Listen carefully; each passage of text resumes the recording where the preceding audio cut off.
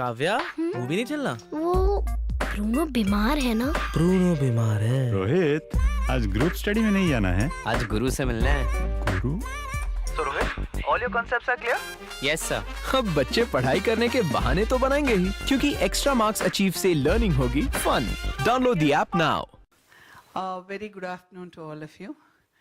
A quick story, then I'll pass on the mic to each panelist and their version of how this technology is building the gap is what is they're going to talk about, because 20 minutes and 5 of us. And with me, lesser time, 4 of you more time. It seems there were 2 brothers.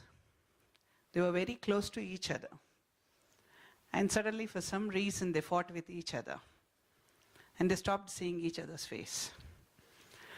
Then their houses were adjacent to each other.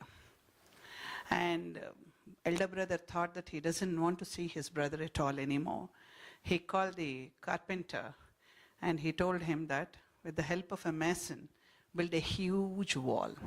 I don't want to see my brother. And these brothers were known for their brotherhood in the village, and suddenly they became enemies. So this man told, I believe, I'll do the job, but you should never come and ask me questions. And when I call you, you will come to see the product. The elder brother accepted. After 2 months, when he was called to see, what he saw was there was a bridge built between 2 of the houses and not a wall. So the elder brother was very upset. Why did you do it? I asked you to build a wall. Then this man said, the human being in me told me that I have to build a bridge. Wall will stop us from growing. Bridges will make us grow. And it's only this bridge will make us all grow. And today, the technology is the bridge between the child and the teacher, between the child and the parent, between the child and the society, and between all of us. Because we stopped talking to each other, but we are talking to each other through technology, WhatsApp, Instagram, Facebook, anything. And without this, I think we'll become islands. So technology has become the most important part today, and how better we can use it is what my panelists are going to speak, and I request Shanti ma'am to start. Well, I do think that coming from a generation of people who were not born into technology, it is difficult for us to adapt what the new generation is all about. Their life depends on technology. Their life revolves, they're born with that mobile in their hand and all the gadgets that they are used to. And if we need to be, as educators, we're trying to get across to them, and we're trying to get across our ideas to them, we better be part of their boat. It's something that we should accept. And to be part of their boat, we have to be part of their technological sphere that they have built around themselves. So it's time that we, look at technology as a support system rather than a bane to us in terms of education or in any form. It's not just academic education, but also education of a holistic child. Everything that can go to a child, unless it's channelized through their medium, and today their medium is only technology, I don't think we'll ever reach across to them. So, from a standpoint of being a non-believer myself, I'm completely impaired technologically. I realize I am in a silo by myself. If I do not get across and start using those Instagram, sort of fashionable principle using Instagram, because you get to know what's going on in the child's mind. You get to know what their thought processes is veering towards, because that if we do not know where they think and what they think, we are not with them. We're not going to be able to actually catch their attention if we're not in the same sphere as they are in, essentially. So I do believe that we do have to adapt to the requirement of the children today. Thank you, Shanti ma'am. It was so nicely put in. We should be in their sphere if we want to be part of them, and we have to be part of their world to know where they are going. And that's very lovely, nicely put in, ma'am, that we should be in their sphere to know. Now over to Anupama, ma'am. I think technology invaded our space over a decade ago. I remember in like 10 years back, I remember stepping into DPS and they saying that all our classrooms are smart classes. So technology is here to stay. The faster we accept this, it is going to be better for all of us. Like Shanti ma'am has put it, that we can be a part of the children's world. So right now, we are all discussing about how we can bridge the gap between the teacher and the student, the teacher and the home and school.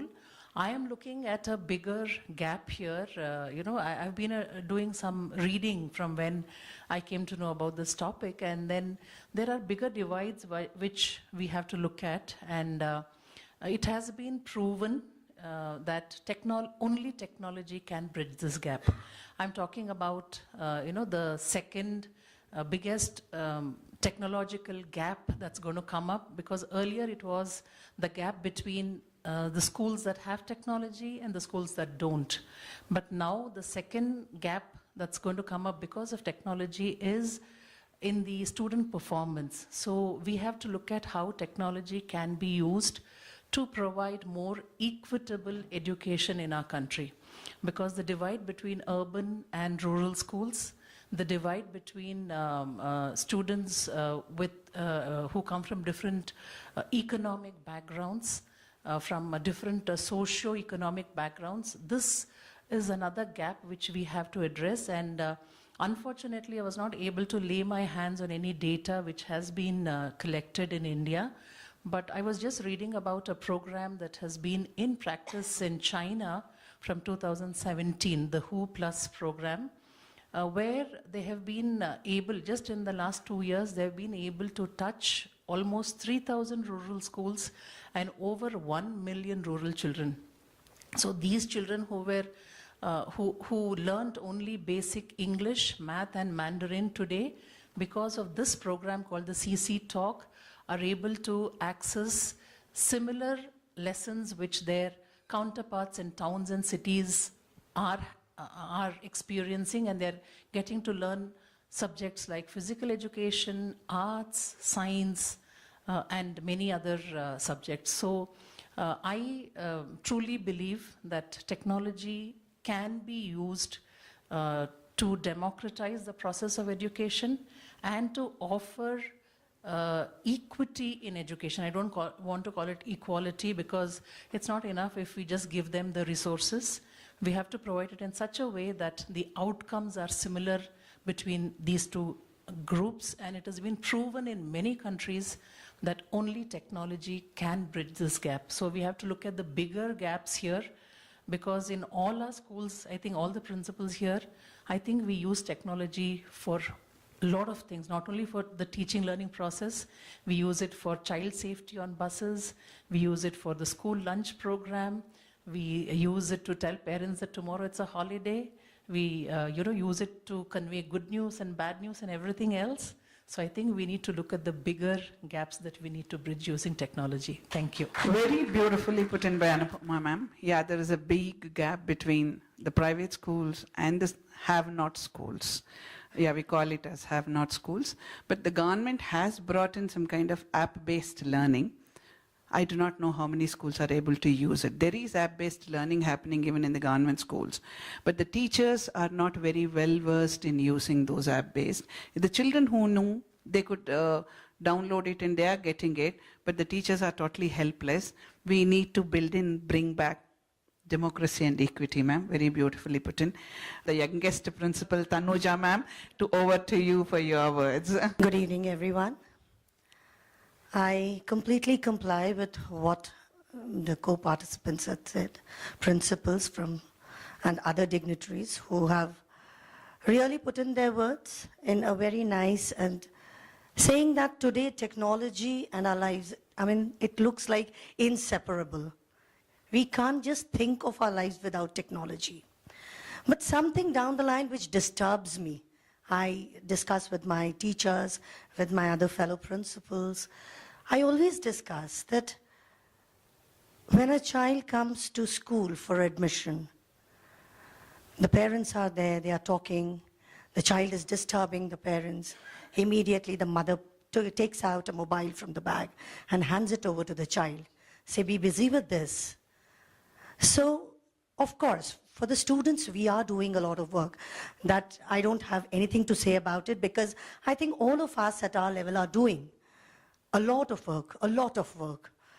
But at some point of time, don't we have this responsibility towards the society to train the parents as well? Because many educated parents, they do this blunder. Forget about the uneducated lot or rural, the haves, have-nots. I don't think, even the haves, they are the ones who actually, they don't have the patience level at times. So they feel my child would be busy, and what is the child watching? Have we ever thought about it? So I make it a point to talk to the parents. See, I'm not against technology. Of course, we can't imagine our lives. But at some point of time, we need to teach the child what to exactly see, what to exactly browse, how to go about it. You give them that little bit of knowledge. Because for the child, it's an ocean. The child doesn't know what to fish. And once he gets into it, he will see everything else other than what is needed at that point of time. So I make it a point in my school at least, once in a while I call the parents, I tell them that, look, this is something, it's a huge change, it's a renaissance all by itself, the introduction or the coming in of gadgets and, the digitalization of everything. We cannot separate ourselves from that, but educate yourself first, then your children. I think that will actually help our children to understand better. So now, at times when they go haywire, they don't know where to go, how to tread, on which path to tread. We can at least show them the path. That is what I feel as a principal. We have a responsibility on our shoulders, just not educating them. Yes, of course, extra marks has been really great. I mean, we do anything and everything to get good results and everything. But at the end of the day, when you sit back and think, we have a bigger responsibility towards the society. So this is what I feel. Thank you so much. Excellently put in. Today, many of the psychologists are saying that too much of mobile usage, too much of tab usage is what making the child get into the spectrum. Many of the children are losing the communication skills. They are not having the eye contacts. They are not getting into many of the, whatever is required of a normal communication, they are missing only because they are getting used to that fast moving objects in the tab. And we also have a responsibility. And the responsibility is with the principal, and the responsibility is with the society, responsibility is with the friends, responsibility is with the faith in whatever is happening. But here also I would like to say something. Long back somebody said, when the radio has been invented and radio came, there were a lot of people who felt that radio will kill people. Yeah. And when the first engine, the coal engine came into India, people thought it is a devil which is coming to eat them off. Today, yeah, the devil is there, and we need to tame the devil. Over to you, Mr. Prakash, sir. How are we going to Asking the devil to tame the devil. Thank you so much. I'm Jay Prakash. Hi, everyone. I'll try to put in a few images from WhatsApp. The other day was Mother's Day. Happy Mother's Day to all the mothers here, belated though. There was one frame saying Mother's Day, where all the kids sitting and taking selfies, and then other day where she's all alone. Put that one picture in your mind. Second is, somebody mentioned, put it metaphorically for Mr. Atul as Bill Gates of India. I remember when I was doing my MA English Literature, the HOD, Professor B.R.S. Saxena, used to say, metaphorically, that if you want to learn English, go to England or bring England into your classroom. So we can't take our kids outside. Mr. Bill Gates has come for us. Right, I'm trying to, long back in 1998, when I joined one of the DPSs, as one of the founding fathers of that school, 3 months after, I was fresh from college and all. I just left my bureaucratic job for my love for teaching. I was assistant brief commissioner. I left that for my love for teaching. And I went there and joined, and within 3 months, my owner says that these are a group of young technocrats passing out of NIT. NIT was the best thing that time. And they want to try their hands on creating an ERP. Till days, I don't know the full form of ERP, by the way. I know that, but I'm just... I knew the system admin will... He's a system administrator. Am I right? Yeah, see? I can understand. Right. So, I mean, a person who has never seen even maths or science after class 10th, I was a student of arts and took literature throughout, asking me to give them inputs for the ERPs for around 30 modules, where I had not heard anything of that kind. The first reaction was, in my mind, have you gone mad? Outside, sir, no.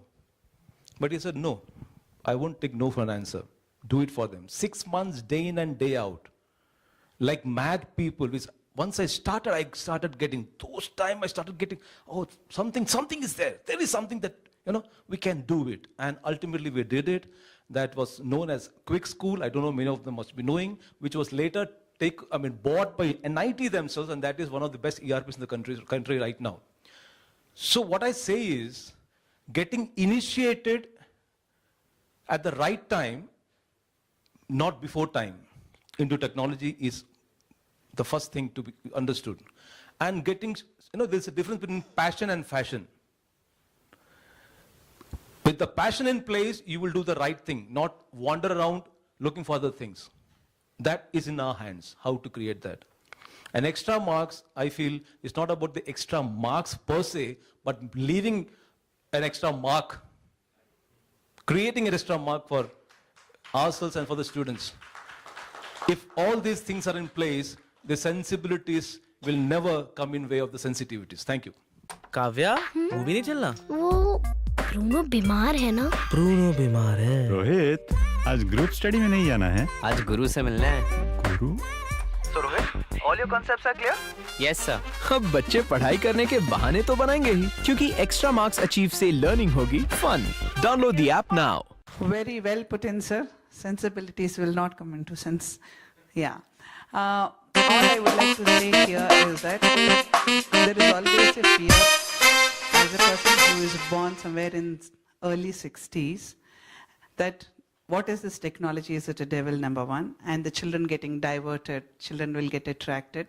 As a parent also, many of them have, especially if the child is in the early teenage. Recently, we had one group discussion between parents and children, and the parent was asking the same question. How do you know when you are doing Googling what is the right answer you need to see? And the 6th standard child, he stood up and he said, it's not a big deal. I have put filters already. I know what is the topmost is the right answer, and I have already put filters.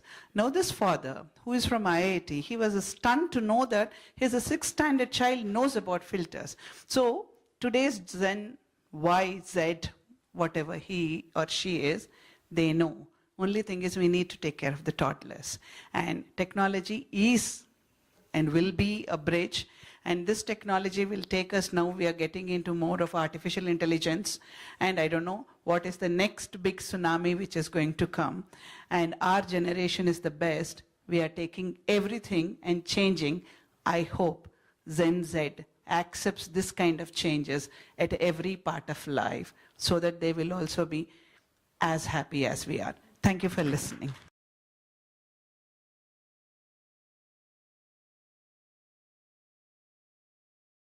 We say that technology helps us to be creative.